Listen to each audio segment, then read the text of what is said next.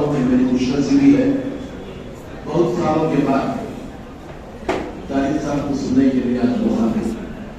वही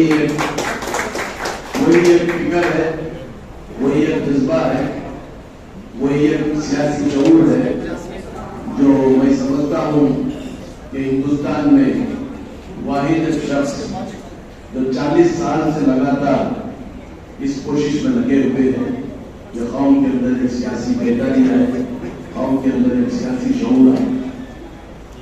अल्लाह ताला इनकी मेहनत को कबूल करे। और आलमी सतह के इस्लामिक स्कॉलर थे जो वर्ल्ड की जो शोरा होती थी, 6 लोगों की शोरा होती थी, उसमें अली मियां साहब भी एक होते थे। और उनको शोरा की मीटिंग को बुलाने के लिए सऊदी अरेबिया से जहाज आती थी लखनऊ में और लेकर जाके फिर मीटिंग के बाद आकर पहुंचा देती। इतनी बड़ी शख्सियत। कौम को पंचवक्त नमाजी नहीं बल्कि 100% तहज्जुद गुजार बना दिया जाए, लेकिन इसके सियासी शऊर को बेदार ना किया तो मुमकिन है इस मुल्क में आइंदा तहज्जुद तो दूर 5 वक्त की नमाजों पर भी पाबंदी आयद हो जाएगी। तो ये वक्त आज हमारे सामने आ चुका है। आज होने में आज ये माहौल जिंदा है कि हमारे अगर वजूद को हमको बताना होगा। और ये वक्त आ चुका है कि हमारे सामने ही परसों हिंदुस्तान की जमहूरियत के हिसाब से हिंदुस्तान के इलेक्शन कमीशन के रूल्स और कंडीशन से इलेक्शन नौबत आज हमारे सामने। जनाब आजम खान जो इलेक्शन जीत कर आए, कहां तक पहुंच गया है माहौल, कहां तक पहुंच गई है नफरत, कहां तक पहुंच गई है बदगुमानी, इसके बारे में हम लोगों को सोचना होगा।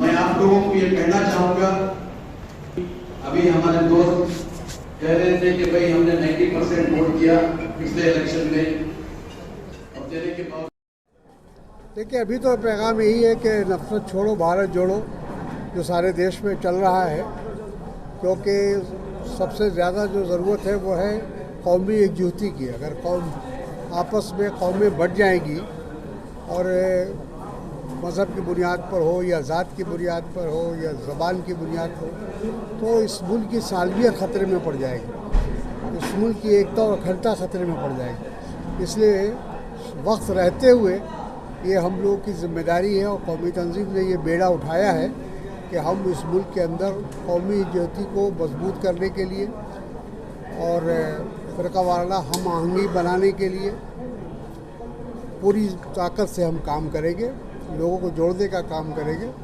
ये हमारा मकसद है। कांग्रेस पार्टी की अगर हम बात करेंगे तो जो बड़े बड़े चेहरे थे वो कांग्रेस पार्टी से दूर होते हुए दिखाई दे रहे हैं, जिसमें अहम नाम गुलाम नबी आज़ाद जैसे, तो कैसे देखते हैं? देखिए जाने वाले को तो कोई रोक नहीं सकता। गुलाम नबी साहब का जहाँ तक सवाल है, पार्टी ने उनको भरपूर इज्जत और शोहरत और मौके सब उनको दिए। मैं समझता हूँ कांग्रेस पार्टी में शायद ही कोई ऐसा शख्स होगा जितने मौके और फराहम उनको किए गए पार्टी के तरफ से, जितने ओहदे उनको दिए गए शायद ही किसी को दिए गए। लेकिन उसके बावजूद भी अगर वो नाराज़ हैं तो उसका कोई इलाज नहीं। सर 80 साल के मल्लिकार्जुन खड़गे साहब को जो एआईसीसी का अध्यक्ष बनाया गया है, आइंदा आने वाले 2024 के चुनाव में कितना समक्ष है नरेंद्र मोदी का फेस करने के लिए, क्योंकि कांग्रेस पार्टी सबसे बड़ी पार्टी? देखिए ऐसा है कि अमेरिका के प्रेसिडेंट की उम्र क्या है पता है आपको? वही 80 साल है। पूरे जो दुनिया का सबसे ताकतवर मुल्क है वहाँ का प्रेसिडेंट 80 साल का हो सकता है, तो हमारा कांग्रेस प्रेसिडेंट क्यों नहीं हो सकता है? मल्लिकार्जुन खड़गे साहब की एक लंबी तारीख़ है, कई ओहदों पर उन्होंने काम किया है पार्टी के लिए, कई जिम्मेदारियों का उन्होंने निर्वाह किया है। तो वैसे हालात में उनको पार्टी ने चुना है कि उनका जो एक्सपीरियंस है उसका फ़ायदा पार्टी को पहुँचे। सर ऑल इंडिया कौमी तंजीम आप कह रहे थे कर्नाटका में नई शाखें जोड़ने की, इसकी मेन आइडियोलॉजी क्या है सर? किस आइडियोलॉजी पे तंजीम काम करती है? अभी मैंने बताया कि हमारा मकसद है कौमी एकजुटती को मजबूत करना। जो मुल्क के हालात हैं उसको देखते हुए ज़रूरी है कि सभी लोगों को जोड़ा जाए। एक तरफ आरएसएस, भारतीय जनता पार्टी और जो संघ परिवार है उसकी कोशिश है कि मुल्क को बांटा जाए, मुल्क को तोड़ा जाए, नफरत फैलाई जाए। हम उसके खिलाफ हम काम करेंगे, कौमी तंजीम काम करेगी और तमाम जो ऐसे ही जमायतें हैं उनके साथ मिलकर हम काम करेंगे। सर, यहाँ पर एक बात ये भी उठी कि जो छोटी सियासी पार्टियाँ हैं या मुसलमानों के नाम पर जो सियासी पार्टियाँ काम कर रही हैं उससे जो है सेक्युलर पार्टियों को नुकसान पहुँचा है, ये बात यहाँ पर कही गई है। बिल्कुल, ये बिल्कुल सही बात है। उसका नज़ीर साहब ने बहुत तफसील से बताया। ये 1.5 ईंट की जो मस्जिद बनाने की जो हमारी एक आदत है उसको ख़त्म करनी होगी। मुल्क के अंदर जो सेकुलर ताकतें हैं उनको मजबूत करनी पड़ेगी। हमारा मुस्तकबिल उन्हीं के साथ महफूज है। लेकिन इन पार्टियों को भी हक है सर, हक हासिल है कि ये पार्टियाँ भी हक हासिल सबको है, लेकिन नुकसान करने का हक उनको नहीं दिया गया। तो हमने सोचा कि कौमी तंजीम के ऑफिस बेरर्स को और मेंबर्स को उनसे मिलाया जाए और उन्होंने पहले हमको बताया था कि एक सेक्युलर ताकत को यहाँ पे मजबूत करना है और चूँकि हम लोग कांग्रेस पार्टी के आइडियालॉजी को मानते हैं इसलिए कांग्रेस पार्टी को, राहुल गांधी को, मल्लिकार्जुन खड़गे साहब को और यहाँ सिद्धरामैया साहब को और DK शिव कुमार साहब को उनका साथ देने के लिए हम लोग यहाँ पर सब मिल के काम करेंगे। क्यों नहीं सर, छोटी पार्टियाँ इंतखाबात में क्यों हिस्सा न लें? आप क्यों कह रहे हैं कि वो हम नहीं कह रहे हैं कि हिस्सा ना लें, हम यही कह रहे हैं कि मुसलमानों के वोटों को ना तोड़ें, बस। तो अभी आइंदा क्या प्रोग्राम है सर इस तंजीम के तहत? स्टेट लेवल का प्रोग्राम करेंगे। 9 नवंबर को ड्राफ्ट वोटर लिस्ट रिलीज है। थोड़ा ऐसा बोलो सर, वोटर लिस्ट का या वही रियासत कर्नाटक के अंदर शेड्यूल्ड आया हुआ है इलेक्शन कमीशन के तरफ से।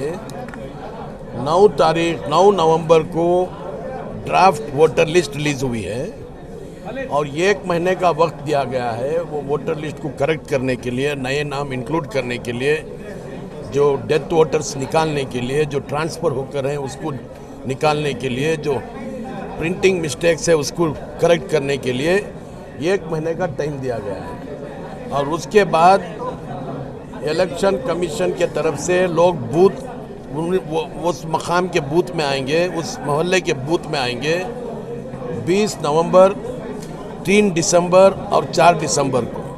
उस वक्त भी हम लोग जाकर इंक्लूड भी कर सकते हैं, निकाल भी सकते हैं, करेक्ट भी कर सकते हैं। फाइनल वोटर लिस्ट का ड्राफ्ट लिस्ट रिलीज़ होगी 5 जनवरी को।